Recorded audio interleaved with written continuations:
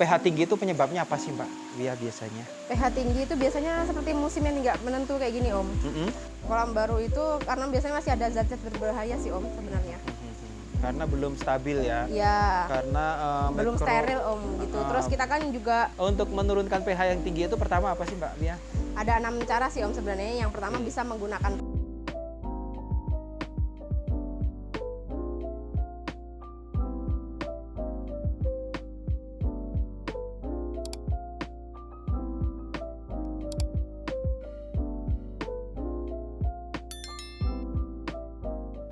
Seribu koi, 1000 warna.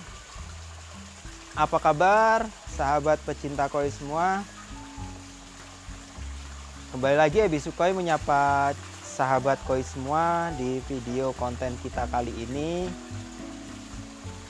Nah, pada video kita kali ini pengen berbagi informasi terkait pH air ya. Ada pertanyaan dari teman. Jadi teman kita ini bikin kolam baru. Kolamnya katanya ini pH-nya kok tinggi 8 sampai 9.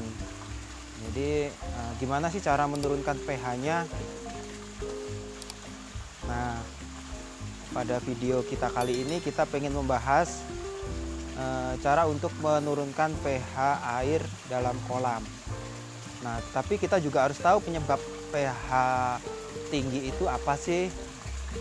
Kali ini seperti biasa saya tidak sendiri. Saya akan ditemenin sama customer service yang ada di Ebi Sukoi.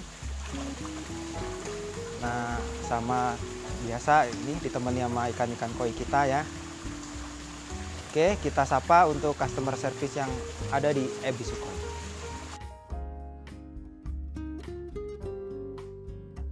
Nah, ini dia.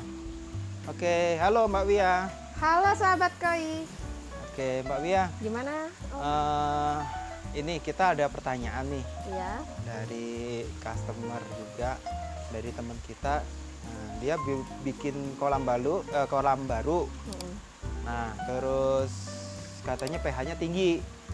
Katanya, nih gimana nih untuk menurunkan pH? Tapi bukan menstabilkan ya, menurunkan. Iya, karena pH-nya tinggi, biasanya setelah diturunkan baru distabilkan, kan gitu. Iya.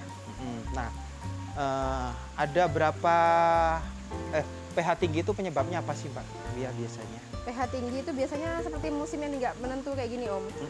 Biasanya kayak sekarang ini kan Om, hari ini kalau paginya tuh masih oke Om ya. Panas masih ya? panas, nanti siang masih panas, tapi nanti sore tiba-tiba hujan, itu menyebabkan pH juga tidak stabil Om. Oke. Bisa tinggi gitu. Terus nanti, apalagi nanti Om, bentar lagi kan kita musim kemarau nih Om. Biasanya kalau musim kemarau itu kan siangnya panas, terus nanti malamnya dingin kayak gitu, itu juga bisa mempengaruhi Om ya. Oh, bisa menaikkan pH ya? Ya, menaikkan dan menurunkan dengan drastis Om ya. Selain itu Mbak, kolam baru ya biasanya? Kolam baru itu karena biasanya masih ada zat-zat berbahaya sih Om sebenarnya. Karena belum stabil ya? Iya. Karena belum steril Om gitu. Terus kita kan juga kalau kolam baru perlu dicek komponen chamber kita gitu. Biasanya sih menggunakan olister Om ya, biar pH itu stabil. Oke, nanti akan saya datengin nanti teman kita ini ada di Malang. Wow, jauh sekali Om ya. Ada di Malang, nanti coba saya akan main ke sana, saya pengen lihat kolamnya, kolam baru. Iya. Terus nanti sambil kita review kolamnya juga. Oke, Siap. yang penting kita akan kasih jawaban dari video kita kali ini Iya. untuk menurunkan pH yang tinggi itu tadi. Iya. Nah, untuk menurunkan pH yang tinggi itu pertama apa sih Mbak Wia? Ada 6 cara sih Om sebenarnya. Yang pertama bisa menggunakan tawas. Dan tawas ini terkenal bisa menurunkan pH di air minuman juga, sekaligus menjernihkan air Om ya. Seperti itu. Oke, menggunakan tawas ya. Iya, tawas. Untuk menurunkan pH ya. Iya, Karena soalnya dengan cepat Om. Kalau pH dari 7 itu bisa langsung turun jadi 6,5. Gitu ya. Nanti kalau udah turun baru kita stabilkan ya itu ya. Iya, distabilkan. Oke. Terus yang kedua apa Mbak Wia? pH ini kan kalau untuk menurunkan kan harus memiliki bersifat asam gitu kan Om, airnya. Nah itu bisa menggunakan perasan air lemon. Air lemon? Iya. Oke, air lemon berarti buah ya? Iya, buah Ini lemon. bermanfaat itu kalau peras. kita peras. Tapi kalau kolamnya besar sekali ya butuh lemon banyak ya? Ya itu bisa menggunakan yang ketiga nih Om, asam klorida. Asam klorida. Oke. Gitu. Ini ke toko kimia mungkin ada ya kalau Ada. kita beli nanti sekaligus untuk menurunkan pH bisa. Iya. Oke, itu yang berikutnya. Yang berikutnya bisa menggunakan daun ketapang, tetapi harus direbus dulu nih Om. Kalau Daun nggak direbus, ketapang. iya. Oke, kalau di Blitar sebutannya tepeng itu ya. Iya. Oke. Yang biasanya dipakai bobok ya Om ya. Gitu. Oh ya, Iya, daunnya kalau yang ada anak bulat-bulat kecil, lebar itu ya. Iya, anak kecil masuk angin kan bisa pakai itu Om ya, daun ketapang gitu. Oke, itu bisa juga ya. Iya, tapi harus direbus dulu Om. Kalau nggak direbus itu airnya bisa kekuning-kuningan gitu. Berarti kalau bisa direbus dulu. Iya, direbus baru airnya nanti disebar di kolam. Oke, itu menggunakan daun ketapang ya. Iya. Terus yang berikutnya? Berikutnya bisa menggunakan batang pepaya. Batang pepaya ini biasanya kalau di kita nih Om ya, biasa digunakan untuk pakan lele dan itu untuk menyetabilkan juga bisa Om. Ini batangnya ya berarti Iya, ya? batangnya. Bukan daunnya ya? Bukan. Oh oke, berarti lebih ke batangnya. Iya. Biasanya kalau kolam baru nih Om, kan ada juga tuh Om yang dibersihkannya itu dengan menggunakan rendaman batang pohon Pepaya ya? Iya. Oh gitu, oke.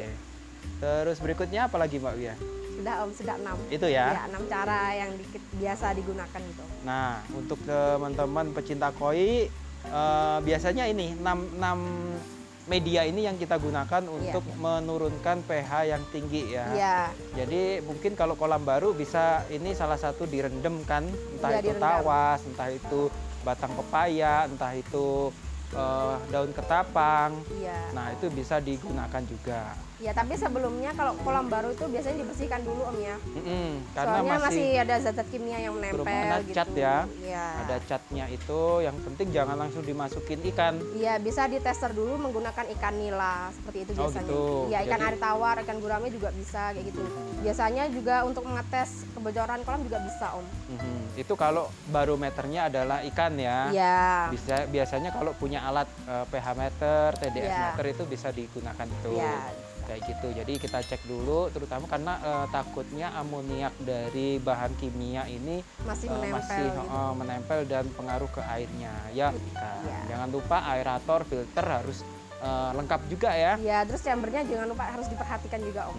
Bener, tetap karena ikan koi, ikan apapun biasanya kita karena ini kolam dengan air terbatas, Iya. yang airnya nggak setiap hari ganti, jadi kita usahakan air ini sehat untuk makhluk hidup di dalamnya, Betul terutama sekali. ikan koi kayak gitu ya. Oke, terima kasih Mbak Wia. Sama-sama Om. Terima kasih untuk sahabat koi yang udah nonton video kita kali ini. Bagi sahabat koi yang mungkin ada cara lain, boleh ditulis di kolom komentar atau agar kita bisa belajar bareng, berbagi informasi ke sahabat koi yang lain. Jangan lupa untuk like, subscribe, dan nyalakan tombol loncengnya. 1000 koi 1000 warna. Cari ikan koi berkualitas, Bisu Koi tempatnya.